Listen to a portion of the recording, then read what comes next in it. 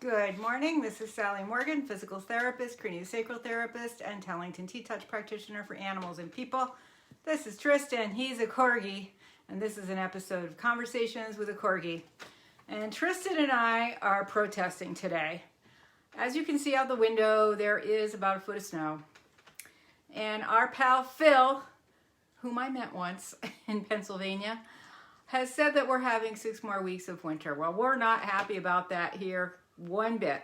So Tristan has agreed to impersonate a groundhog today, and he is going to give the Corgi prediction, which based on his sunny little flowers is an early spring. Yay! A little grr on top of that. Because we need an early spring. I mean, come on, give us a break here. Not only is Phil so wrong because we have a foot of snow, we have 2 more storms coming this week, in addition to which there is a subarctic, like super cold, blast coming down from Antarctica or the Arctic Circle to us through Canada next week. And we've already just come through like 3 days when the high was 10 and the low was 4 and the wind chill was like, minus a zillion. So we are not looking forward to more of that cold weather either. And my point is, I think Phil, the groundhog, should not be allowed to look at the weather before he comes out, because if he saw the Weather Channel or even the local channel, he would have seen that there is horrible weather coming for the next 10 days. And of course he would say, oh yes, I saw my shadow, I must go back in. So I think that we have to keep Phil from seeing the weather. So if anybody's got like really good old VHS recordings of like sunny tropical places, I think we should mail them all to Phil, because Phil is not caught up to the modern age. I know for a fact Phil is a VHS viewer.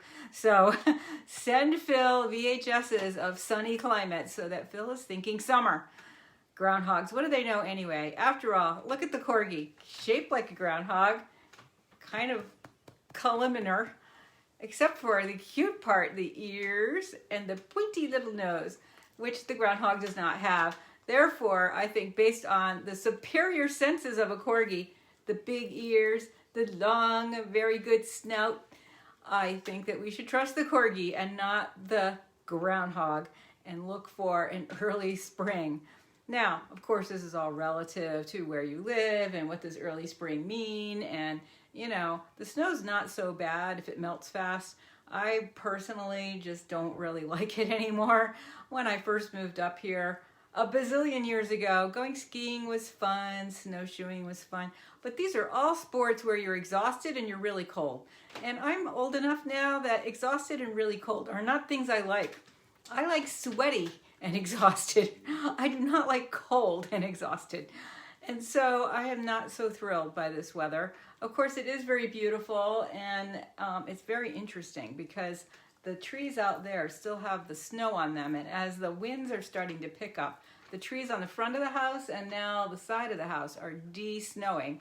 So the only ones still snowed are in the back, where it's a little more protected by the house.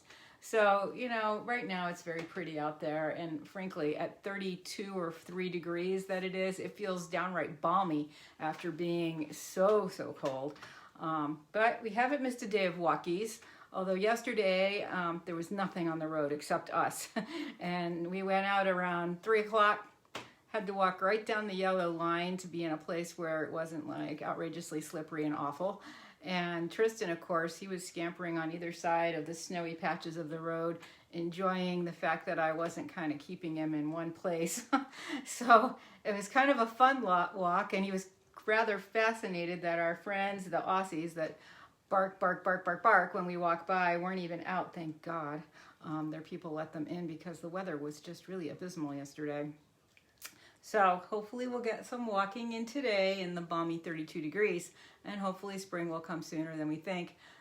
Interestingly and ironically, yesterday, as the blizzard was picking up here, I get a call from one of the places I stay on the Cape in the summer to say, your place that you rent has been sold and the owners plan to stay there, and so you cannot rent that room any longer, ever. Which was You know, nothing like having snow coming down and have your summer vacation pulled out from under you all in the same hour. Luckily, it's a kind of a bigger complex. You know, I mean, they might have 40, 30, 20 rooms. I don't know. And they had other ones available. Not my beloved room with my beloved giant fenced-in deck, which is perfect for corgis. But I have a room with 3 sides view of the ocean now, so can't complain about that, right, Tristan? And we still have a room. Last year we didn't even have a room because a lot of the owners were staying in the units they rent because they were working from home. So why not go to a nice place? And not many people were renting. So we were camping out in all kinds of places we didn't really love, did we?